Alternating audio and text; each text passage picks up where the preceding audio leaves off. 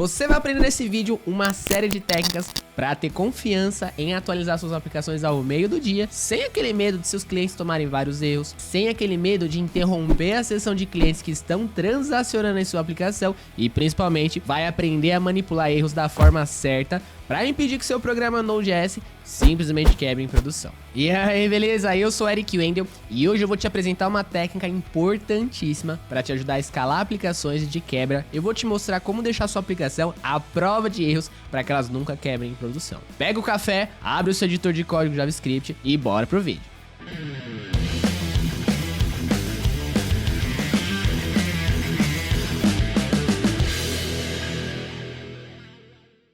E escalar aplicações, mano? Me conta aí nos comentários, qual que é a primeira coisa que vem à sua cabeça quando você pensa sobre escala de aplicações? E o que isso significa pra você? Muita gente acha que escalar uma aplicação é apenas criar cópias do seu programa inteiro e balancear a resposta entre os clientes. Mas a real é que escala vai muito além disso. Muitas vezes você vai fazer um cluster do seu programa, ou seja, criar cópias dele, mas não cria um cluster de banco de dados. E agora você tem centenas de clientes acessando um mesmo banco de dados com recursos limitados. E aí ficou ruim, né, mano? Escala foi nada, né? Eu não vou entrar no assunto sobre escala de infraestrutura, como esse exemplo do banco de dados. Eu vou te dar uma dica de ouro sobre o que você pode fazer a ponto de vista de aplicação. Vamos pensar sobre como o Kubernetes, o gerenciador de containers Docker, funciona. Se você nunca brincou com Kubernetes, eu tenho um super guia de Kubernetes aqui no canal. Já tá nos cards pra você ver depois. Quando você agenda a atualização do seu programa, o Kubernetes primeiro cria uma ou mais instâncias dessa nova versão do seu programa para só então encerrar as outras em atividade. O Kubernetes vai primeiro verificar se essa nova versão está funcional e então agendar a criação de novas cópias. E em segundo plano, ele vai lá e envia um comando para todos os programas da versão antiga serem encerrados. E essa é a primeira parte do nosso vídeo. Nesse momento é onde acontece o maior problema de disponibilidade. Você tinha usuários conectados naquele programa, tinha transações de banco de dados sendo executadas diretamente da aplicação. Todos os usuários que estavam conectados àquela sessão serão desconectados e você corre o risco de algum processo ser encerrado antes do previsto, causando perda de dados, erros para o seu cliente final e, claro, não ganha aquela confiança de fazer um deploy ao meio do dia sem um medo de alguma indisponibilidade. Então, o foco aqui hoje é resolver a maioria dos seus problemas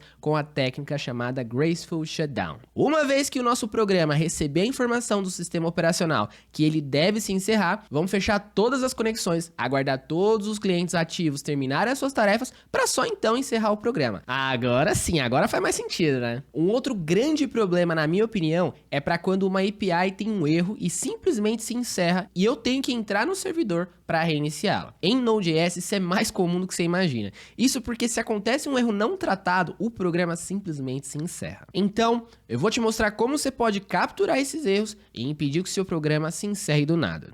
E já sabe, né, mano? Não deixou o like no vídeo ainda? Já deixa o like aí no vídeo e se inscreve aqui no canal, que, mano, isso fortalece demais o trabalho que eu tenho feito aqui no YouTube. Toda semana tem conteúdo novo aqui no canal e você pode sugerir conteúdos que você quer aprender escrevendo diretamente aqui nos comentários. Eu geralmente leio todos e adiciono aí na fila dos conteúdos. E todos os links das minhas redes sociais e o código fonte dessa aula já estão aqui na descrição para você acessar depois do vídeo, beleza? E eu já ia esquecendo, mano. Se liga, vai rolar um super evento essa semana no dia 28 de abril. E ele será o Hotmart Hot and Cold Conference, um evento 100% gratuito que vai rolar presencialmente em Belo Horizonte e transmitido online para você assistir do conforto da sua casa. Esse é o maior evento de tecnologia da Hotmart focado em programação de todas as áreas e eu estarei por lá para bater um papo com você. É só se inscrever no formulário nesse link que tá aqui na descrição. E aí, partiu? Bom, bora lá. Para essa aula, eu tô usando o Node.js na versão 17 e o Visual Studio Code. Você vai criar uma API em Node.js sem frameworks e nós vamos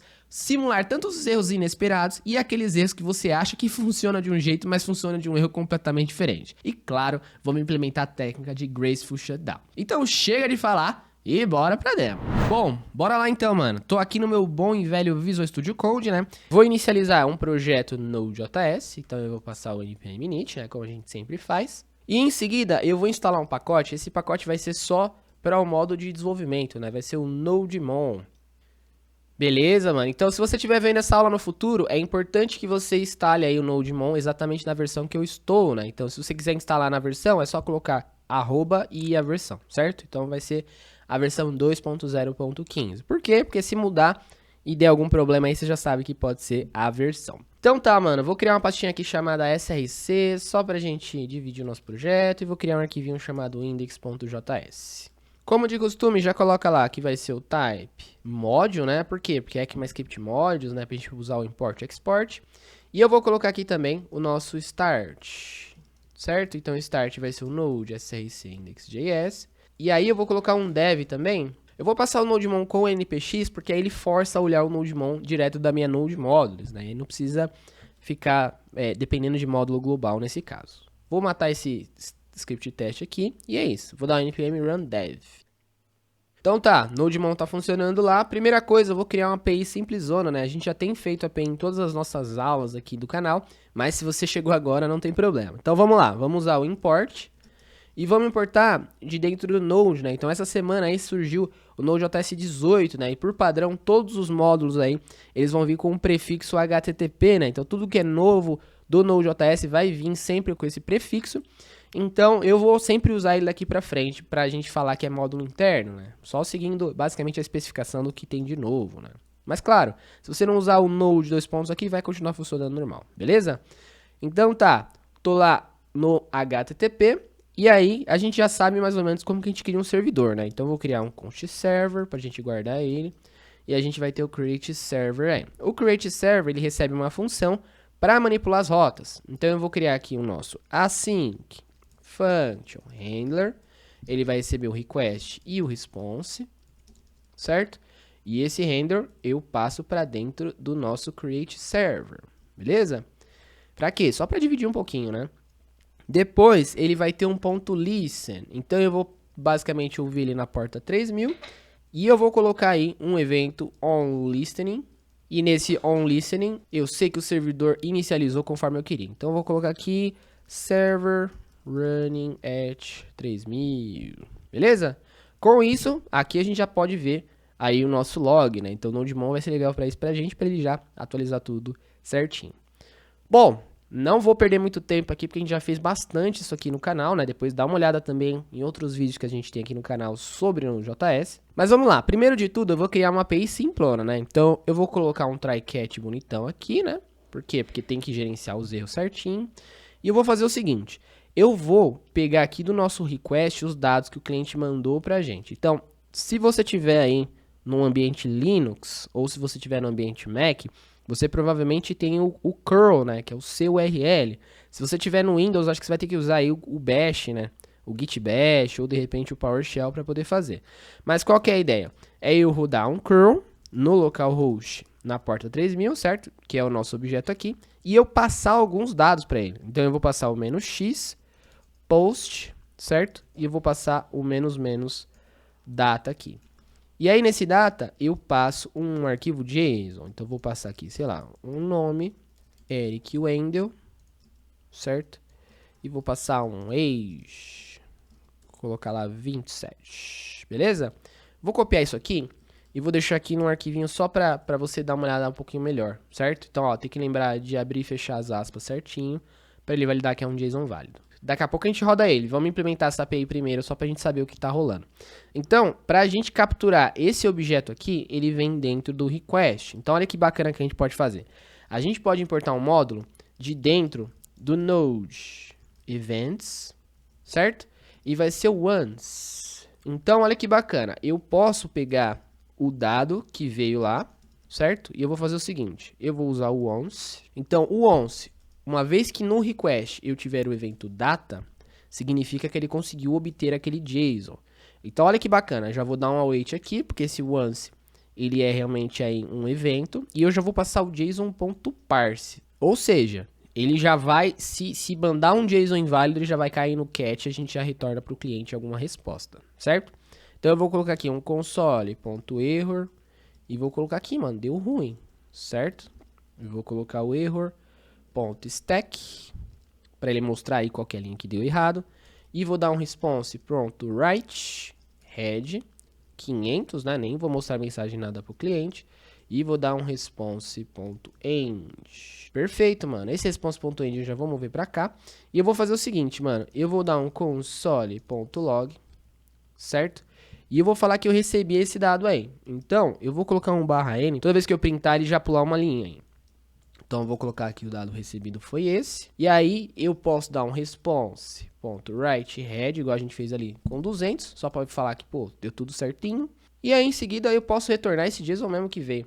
Então, dar um JSON stringify no data aí, só para o cliente que pediu. Então, salvei.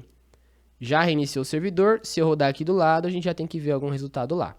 Então, olha que bacana, ele falou, recebi o valor, veio o Eric Wendel, age 27, e já retornou a resposta aqui pra gente. Então, isso aqui é o mínimo que a gente precisa para poder fazer o nosso projeto funcionar. Perfeito? Então, primeiro de tudo, a sua API tem que gerenciar erro, certo?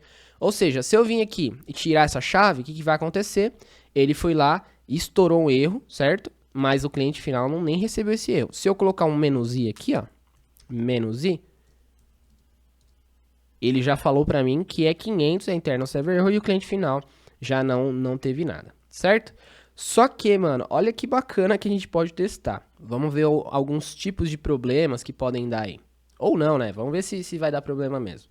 Vou fazer o seguinte, eu vou colocar um set timeout. Pode até ser dentro do try-catch, mano. Vou dar um set timeout, certo? E vou falar que vai ser 1 segundo.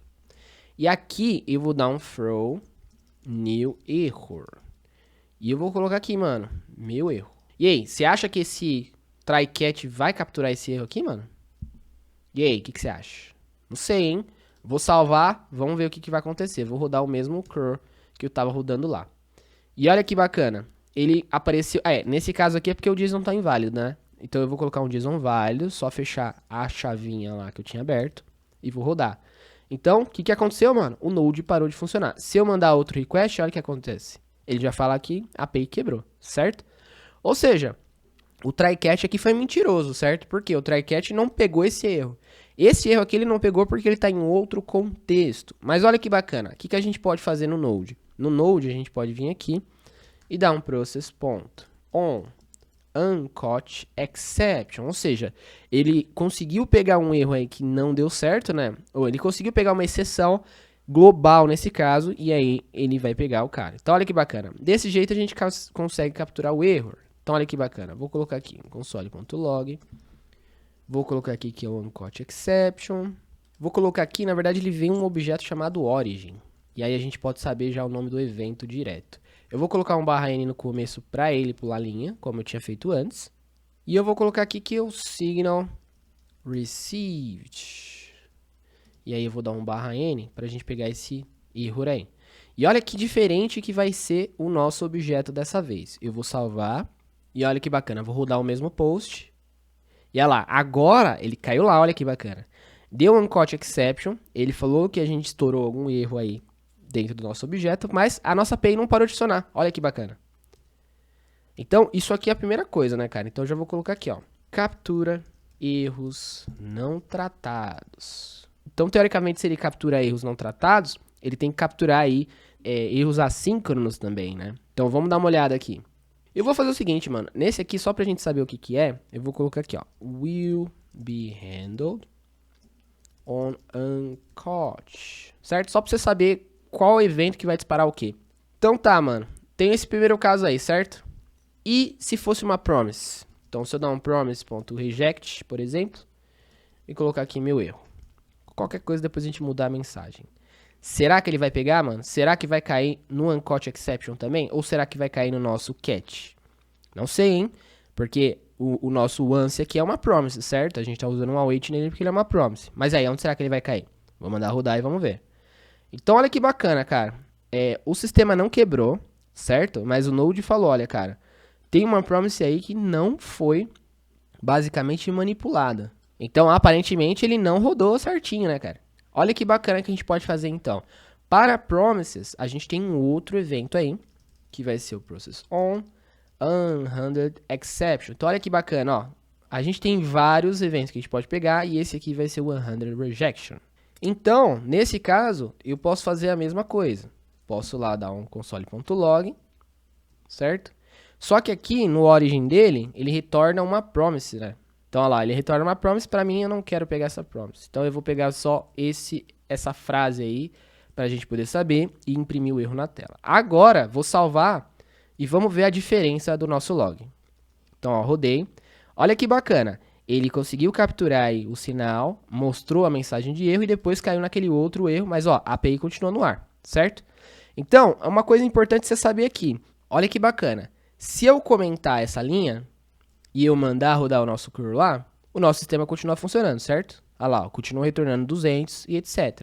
Se eu descomentar ele e comentar o Uncaught Exception, o que vai acontecer? O sistema simplesmente quebra, certo? Olha lá, ó, tô batendo nele, o sistema quebrou e já era. Se tivesse em produção, você ia ter que entrar no servidor e reiniciar tudo do zero, mano. Então, não é tão bacana, né? Então tá, tem que lembrar, mano. Já vamos colocar aqui, ó. Se não tiver ele, o sistema quebra. Se não tiver ele, o sistema joga um warn, certo? Só pra você saber aí a diferença de cada um deles. Então tá, mano. A primeira etapa é a gente capturar os erros, certo? A primeira etapa é a gente descobrir aí como que a gente faz para nossa aplicação ser resiliente. Ou seja, deu um problema, não é para desligar minha API de maneira alguma, é para eu manipular esse erro. E a gente sempre fica ligado com os contextos. Aqui, por exemplo, eu vou colocar aqui, ó. Will be handled on unhandled rejection. Certo? Só que tem uma grande diferença aqui. Olha que bacana. Se eu colocasse o await aqui, o que ele ia fazer? Qual que é a diferença agora? Agora, ele entraria dentro do nosso try-catch. Então, se eu mandar o nosso projeto rodar, ele caiu lá no nosso deu ruim. Tá vendo? Olha que bacana. Então, ele continuou respondendo, mas ele bateu lá no deu ruim. Ou seja, ele foi manipulado aí por outro lugar. Mas esse caso aqui eu vou deixar só com ele, só para você saber aí que tem duas formas da gente fazer. Perfeito? Então tá, mano. Aqui são basicamente exceções que não estão controladas pelo nosso try-catch. É bem importante a gente ressalvar isso. Beleza. Agora, o que eu quero fazer? Agora eu quero fazer o nosso Graceful Shutdown. Ou seja, no sistema Linux, né, a gente tem o PS-AUX, certo? Que vai mostrar todas as aplicações que estão rodando. Então, eu posso vir aqui e dar um grep para, basicamente, a gente filtrar somente os processos que a gente quer. Então, se eu vir aqui e rodar o grep node, ele vai retornar tudo. Aí, uma sacada para a gente fazer é a gente colocar o nome do arquivo. Então, olha que bacana. Se eu colocar o grep index.js, ele vai filtrar aí só os nossos projetos aí com o nosso index.js rodando. Então, a gente já sabe que está com index, então poderia só filtrar no nodemon também, né? Mas... mano, acho que não precisa perder muito tempo, não. Vamos só dar uma olhada no primeiro, por exemplo. Se você não quiser fazer isso aqui em casa, se estiver no Windows, não tem problema. Vou te mostrar outras formas de fazer também. Mas aqui, por exemplo, eu vou pegar esse ID que retornou aqui e vou rodar um kill. Certo? Então, o que aconteceu com a outra aplicação? A aplicação simplesmente morreu. Então, quando lá, como o caso do Kubernetes que eu falei, né? O Kubernetes vai mandar o comando, basicamente seria o comando kill, e a nossa aplicação aí deveria basicamente encerrar todas as conexões, aguardar por tudo terminar para só então liberar esse terminal. Então, como que a gente pode fazer isso? Vamos pegar aqui, vou colocar aqui só para a gente saber que é o Graceful Shutdown. Acho que é um L só, né? Então tá, Graceful Shutdown, mano. Eu vou criar uma função zona aqui. Não, vamos fazer o mais simples primeiro, depois a gente cria uma função. Então, o primeiro evento que eu vou pegar é o que, mano? É o SIGINT, certo? O SIGINT, ele é bastante usado para a gente pegar ou Ctrl+C, né? Quando alguém tentar encerrar a nossa aplicação, ou até via kill. Ou seja, ele manda o code aqui pra gente, certo? E eu posso dar um console.log SIGINT received. E aí eu coloco o code aqui, por exemplo. E aí o que eu faço em seguida? Aí eu dou um process.exit no 0 para poder falar aí que ele deveria encerrar. Ou eu poderia passar o code que veio, né? Esse code aqui quem mandou é o sistema operacional. Então olha que bacana. Salvei. Olha a diferença. Vou dar o npm run dev de novo. E agora eu vou dar aquele ps ao x no grep index.js. Então, ó, eu vou pegar basicamente esse nodemon que está aqui, o primeiro que apareceu, e eu vou dar o kill nele. Olha o que aconteceu. Não aconteceu nada, né, mano? Oh! E se eu vim aqui, dar o npm run dev, e eu dar um Ctrl+C, como eu falei? Ah, agora apareceu, né? Então, o SIGINT tá lá, mano. Ele apareceu aí no nosso terminal. E se eu rodasse direto, mano, o node na index.js? Será que eu conseguiria rodar o kill? Vamos dar uma olhada. Então, vou dar um kill nele. Olha que bacana que ele apareceu. Ele apareceu, só que ele terminou o nosso projeto, certo? Então, o seguinte no nosso caso é mais para o Ctrl C, né? Então, eu vou colocar aqui só para você lembrar o que que é. Então, disparado no Ctrl C. Ou seja, se der um Ctrl C, encerra as conexões também se você tiver lá no terminal, né? No terminal. E aí esse cara, ele é multiplataforma, né? O outro que eu vou te mostrar agora, ele não é tão multiplataforma assim, né? Só não funciona no Windows. Então agora eu vou colocar um outro aqui, ó. Eu vou copiar e colar isso aqui, depois a gente coloca numa função. E vai ser o sigterm, certo? Então aqui vai ser o sigterm. Só pra gente ver a diferença, né? Vamos lá dar uma olhada. Então, ó, vou dar um node nele. E agora eu vou dar um PS de novo. Na verdade, eu posso dar um Ctrl C. Vamos ver no Ctrl C. O Ctrl C vai pegar o seguinte, né? Então, pera aí. Roda ele de novo. Vamos pegar aquele grep index.js. Beleza. E vou rodar o kill nesse processo. Olha lá o que aconteceu. Agora, ele caiu no sigterm, tá vendo? Ou seja, tem duas formas diferentes da gente pegar aí o dado chegando. E olha que bacana. A gente consegue fazer mais um evento aí. Bonitão. Pra gente saber quando rolou o exit, né? Então eu posso colocar aqui o exit, pegar o code ali que a gente falou, porque o exit, né, quando alguém chamar esse process.exit aqui. Então, ó, vou fazer o seguinte, agora vou dar um console.log e vou colocar o exit signal received e passo o code. Então passei aí, agora vamos ver a diferença, né? Vou dar um node no src lá, index. Pode ser no npm start também. E vou dar o Ctrl C. Ctrl C, olha que bacana. Foi no seguinte, ele imprimiu ele. E depois foi no exit, tá vendo? Então, ou seja, por mais que a gente disparou nesses caras, a gente tem um ciclo de vida acontecendo aí dentro da nossa aplicação. Se eu fizer o mesmo exemplo lá, né, pegando agora do nosso index, vou pegar o ID dele de novo, vou dar um kill.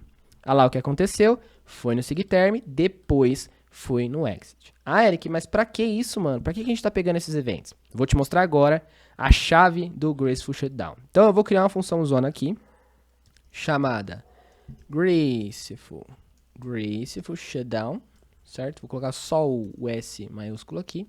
Eu vou receber o que, mano? Eu vou receber o evento, certo? Vou colocar o event aqui, por exemplo. E aí, o que eu vou fazer? Eu vou fazer com que na hora que ele for disparado, ele joga essa mensagem aqui. Então, olha que bacana. Eu vou colocar ele assim. Vou criar uma closure, né? Bonitona, pra você praticar também.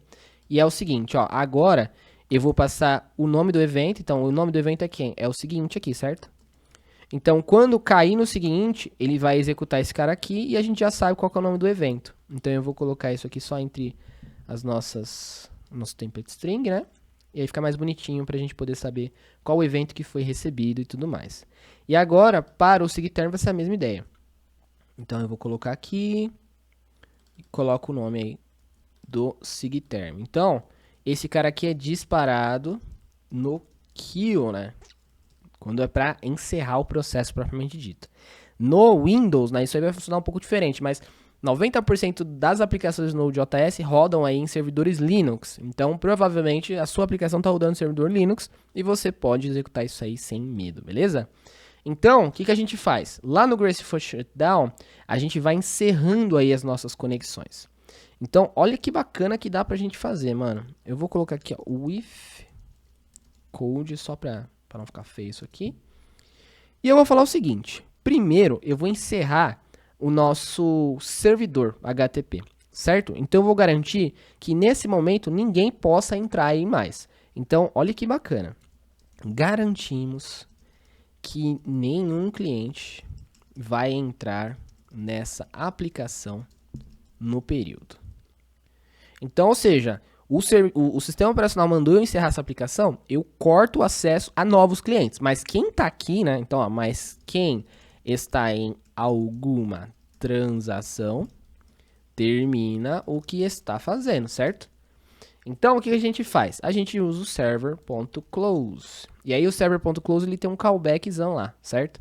Então, eu vou basicamente pegar o callback dele e aí a gente faz aí a chamada que a gente quer fazer, certo? Então, eu vou primeiro colocar um console.log e vou colocar aqui http server closed. Beleza? E aí, você poderia ter também um de banco de dados, certo? Você poderia fechar, então, sei lá, colocar um closing, sei lá, DB, connection, closed. Só para você lembrar o que você teria que fazer aqui. Daqui a pouco eu vou te mostrar um outro exemplo também. E aí o nosso exit aqui, ele vem só depois que o nosso servidor realmente terminou a execução dele. Então, olha que inteligente, cara. Recebemos aí o evento do sistema operacional, que é para matar, realmente não é um erro, né? É realmente algo que a gente espera. Ele vai fazer o quê? Ele vai encerrar todas as conexões, fechar a conexão com o banco de dados, de repente limpar alguma coisa aí, para só então terminar aí o processo que ele tem que terminar. E agora, olha que legal que a gente pode fazer. Se eu mandar rodar esse cara, então eu vou dar o npm start agora, né? Que a gente não tinha usado o start ainda. Vou rodar o Ctrl C primeiro, pra gente dar uma olhada. Então deu um Ctrl C, olha que bacana. Deu o seguinte lá, o que aconteceu? O servidor foi encerrado, a conexão com o banco foi encerrada e por fim, ele falou aí que quem foi que matou esse processo, que foi o seguinte. Beleza, vamos fazer com o kill agora, né? Então eu vou dar o PS ao X, no grep vai ser no index.js, certo? E aí eu vou pegar esse aqui de baixo e vou dar um kill nele. Então dei um kill, o que aconteceu? Ele foi lá e encerrou todo o nosso processo. Bom, deixa eu te mostrar agora um exemplo mais da vida real, né? Que eu acho que vai ficar bem mais claro onde você pode usar, né? Eu vou pegar aqui o Graceful Shutdown com um DB. Olha que bacana que é esse exemplo. Então tá, mano, nesse exemplo, olha que bacana que eu criei. Eu tenho uma aplicação Docker, certo? E aí eu tenho aqui, basicamente, um banco de dados, que é o Postgres. Esse exemplo eu vou deixar aqui na descrição para você usar depois, para você dar uma olhada. E aí eu tenho a minha aplicação Docker para simular basicamente aquele exemplo. E olha que legal agora. Agora, lá na minha index, eu tenho basicamente um model, né? Como se a gente estivesse fazendo uma inserção no banco de dados. Todo o exemplo aqui. E agora no Graceful Shutdown, olha que legal. Você vai lá, encerra o servidor. Depois você faz quem? Encerra a conexão com o banco de dados. E aí sim, você encerra o seu processo. Então dessa forma fica bem mais inteligente, né? Olha que bacana. E aí os mesmos eventos que a gente já tinha lá no outro. Mas isso aqui, mano, é a lição de ouro. Então precisou manter a disponibilidade, né? Manter os seus clientes aí terminando as suas transações antes de você matar o processo. Usa a técnica do Graceful Shutdown. Se você chegou até aqui e não deixou o like, já sabe, né, mano? E se inscreve também no canal e liga as notificações para não perder os conteúdos que eu venho produzindo aqui.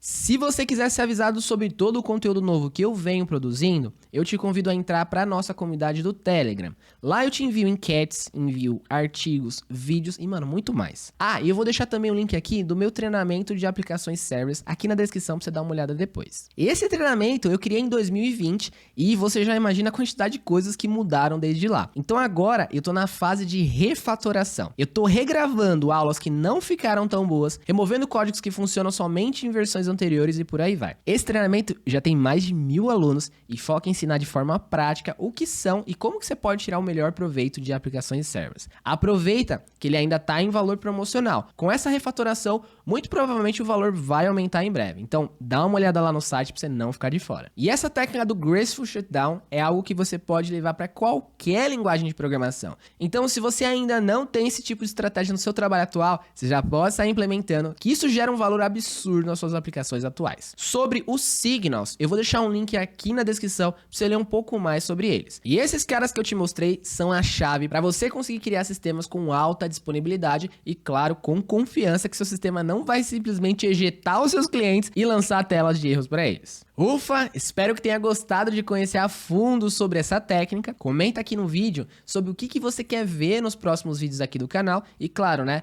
manda esse vídeo para todo mundo da sua empresa, dos grupos de estudos, que eu tenho certeza que isso aqui vai ajudar demais nas suas aplicações. Espero que esse conteúdo tenha superado as suas expectativas. Inscreva-se no canal e ative as notificações para ficar por dentro de todo o conteúdo novo. E eu sou Eric Wendel e te vejo no próximo vídeo.